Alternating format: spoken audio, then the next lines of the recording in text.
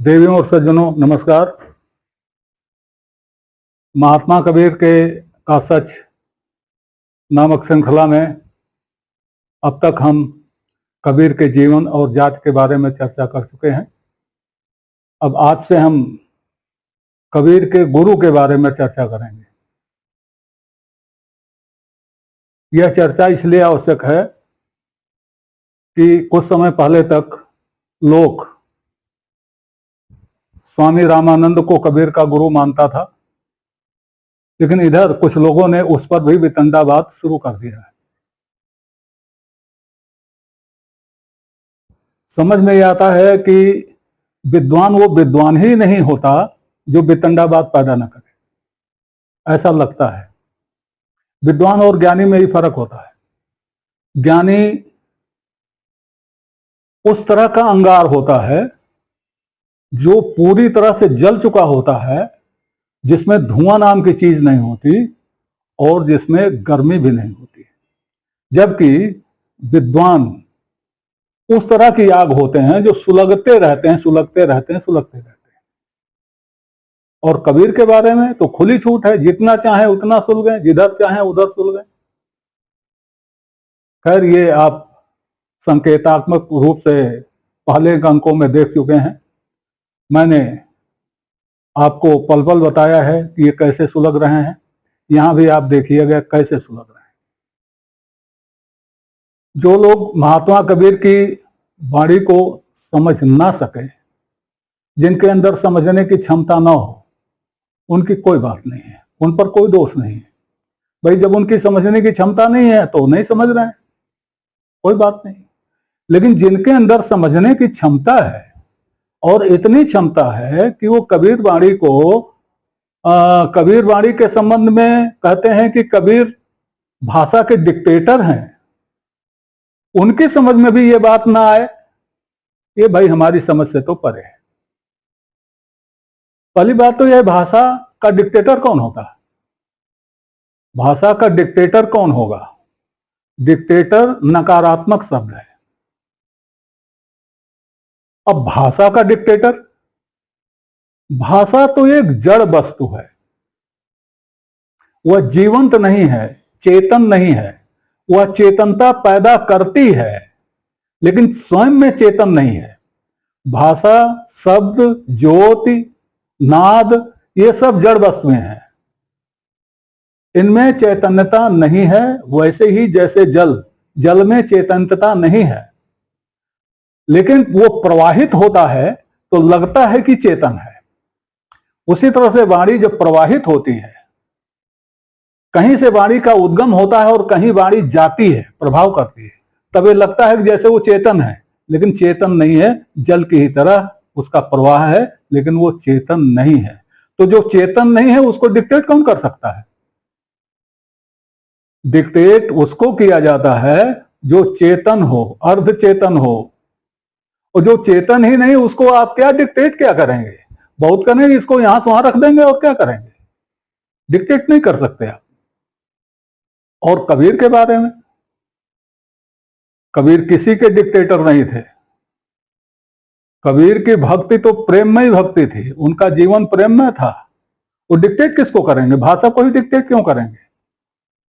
जो बात लोग समझ नहीं पाते हैं वह यह है कि कबीर उस मोड़ पर खड़े थे जहां संस्कृत जा चुकी थी, जा रही थी, जा चुकी थी, और हिंदी प्रारंभ हो रही थी। और जगह जगह घूमने वाले कबीर को हिंदी के तमाम क्षेत्रीय रूपों से संजोग करना पड़ता था।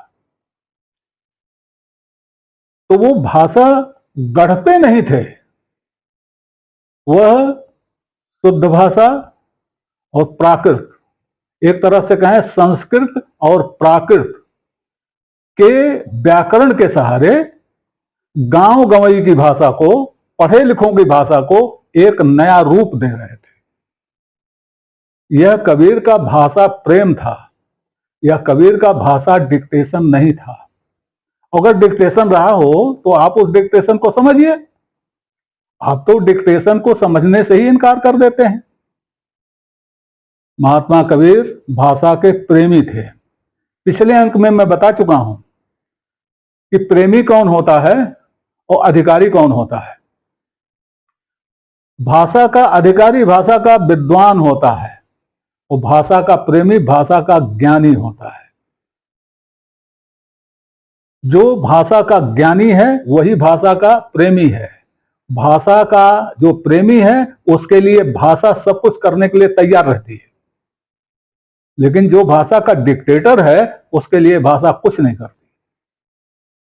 वो भाषा में तोड़ फोड़ करता रहे, भाषा उसके लिए कुछ नहीं कर पाती, न वो भाषा का कुछ कर पाता है। महाकवि केशव का उदाहरण आपके सामने है। उन्होंने भाषा का क्या किया? उन्होंने भाषा की दुर्गति की और भाषा ने उनकी दुर्गति कर दी। खरे खरे शब्द हैं ये, लेकिन आप देखिए, वहीं तुलसी ने भाषा से प्रेम किया, भाषा ने उनको कहां से कहां पहुंचा दिया। सूरदास ने भाषा से प्रेम किया, उनको भाषा ने कहां से कहां पहुंचा दिया। मीरा को भाषा ने कहां से कहां पहुंचा दिया। और यही हालत कबीर की है। कबीर को भी भाषा ने कहां से कहां पहुंचा दिया। यह कबीर का भाषा प्रेम है, भाषा डिक्टेशन नहीं है। इसको ध्यान में रखना पड़ेगा। अब कबीर स्वयं ही कहते हैं, कबीर स्वयं ही हिदायत देते हैं। वो शब्दों की महत्ता बताते हैं, भाषा की महत्ता बताते हैं और कहते हैं कि शब्दों से खिलवाड़ ना करो। वो शब्दों से खिलवाड़ करने को मना करते हैं, और एक जगह नहीं कई जगह करते हैं। ताज्जुब है हमारे विद्वान उसको क्यों नहीं समझते। आश्चर्य है कि कबीर की वह बात विद्वान क्यों नहीं समझते और अंड बंड करते रहते हैं। कुछ उदाहरण मैं आपको दूंगा, हैं तो बहुत, लेकिन थोड़े से आपको दूंगा, आप उसको सुने।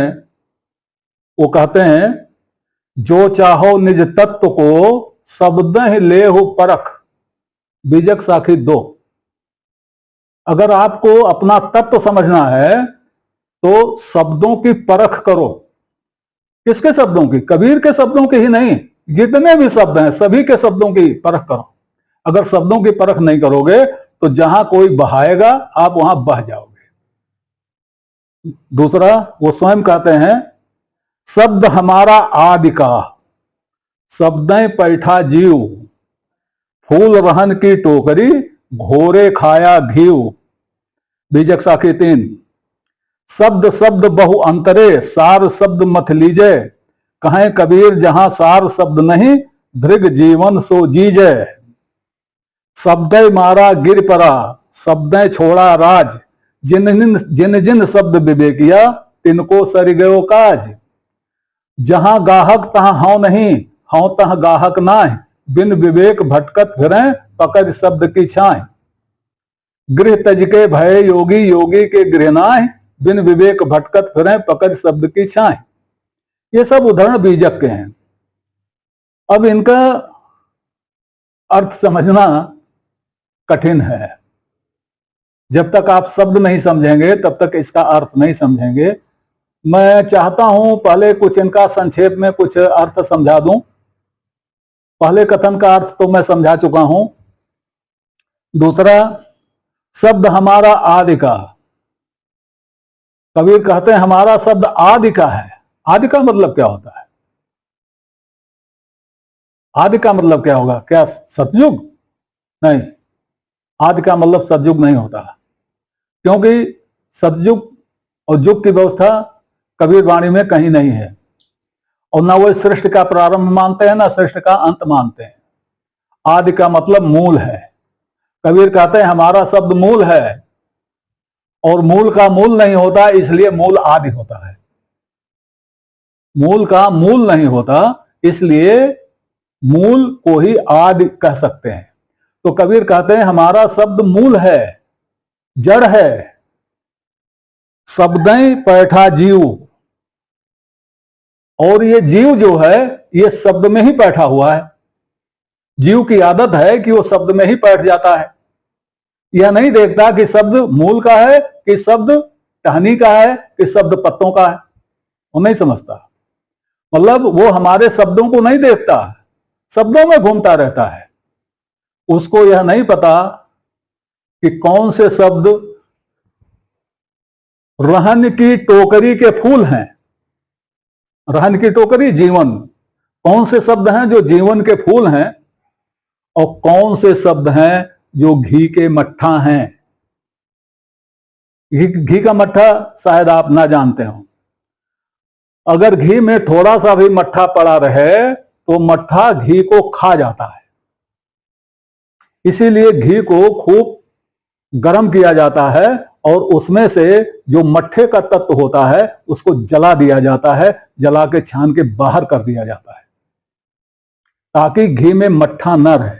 अगर जरा सा भी मट्ठा रह गया तो घी सड़ जाता है, मट्ठा घी को खा जाता है। यही है घोरे खाया घी।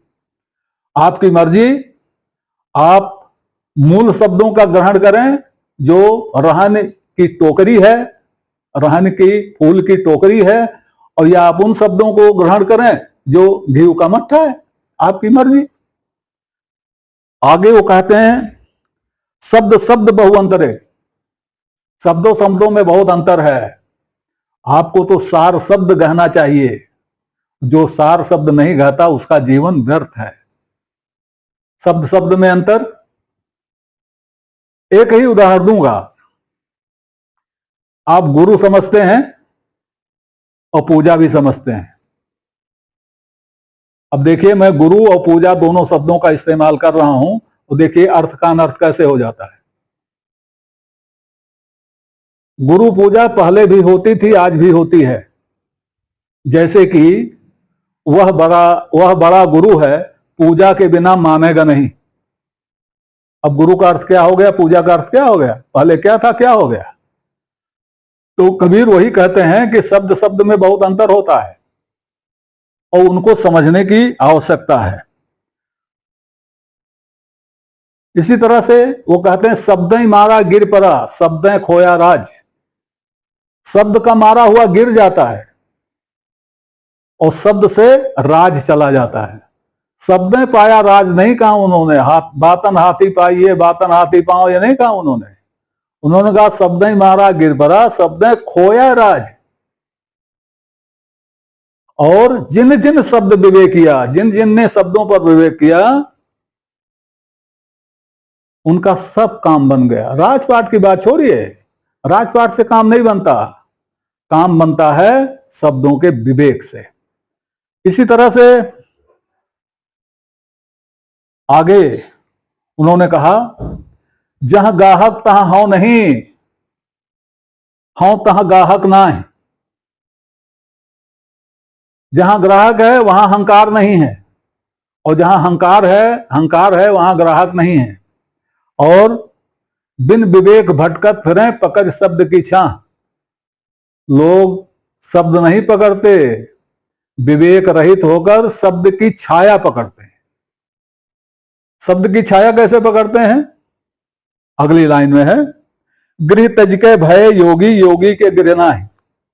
सुन लिया है कि योगी जो होता है उसका घर नहीं होता, और घर छोड़ गया, समझ लिया हम योगी हो गए। घर छोड़ने से कोई योगी नहीं होता। वो ऐसे लोग हैं जो घर छोड़कर योगी बनते हैं, ऐसे लोग हैं जो शब्द की छाया पकड़े हुए हैं, शब्द नहीं पकड़े हुए। तो हम इतनी लंबी चर्चा इसलिए कर रहे हैं कि आप गुरु को समझ लें, क्योंकि आगे एक शब्द और आएगा, सतगुरु। तो जब तक आप गुरु नहीं समझेंगे तब तक आप सतगुरु कैसे समझेंगे। ये दोनों अलग अलग शब्द हैं, दोनों के अलग अलग अर्थ हैं। और मुझे खेद है कि हमारे विद्वान, हमारे प्रवचन करने वाले, हमारे साधु संत भी जब कबीर के गुरु और कबीर के सदगुरु पर विचार करते हैं तो उनके लिए गुरु भी सदगुरु होता है, सदगुरु भी गुरु होता है।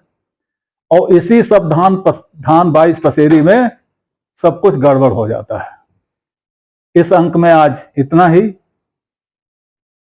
आगे इस चर्चा को और बढ़ाया जाएगा। तब तक के लिए नमस्कार। आपसे निवेदन है कि श्रृंखला को अपनी लाइक दें, इसको सब्सक्राइब करें और कमेंट बॉक्स में जाकर अपनी टिप्पणी प्रस्तुत करें, अपनी जिज्ञासा व्यक्त करें, अपने प्रश्न पूछें। यथा समय आपकी जिज्ञासाओं और प्रश्नों का समाधान करने का प्रयास किया जाएगा। धन्यवाद।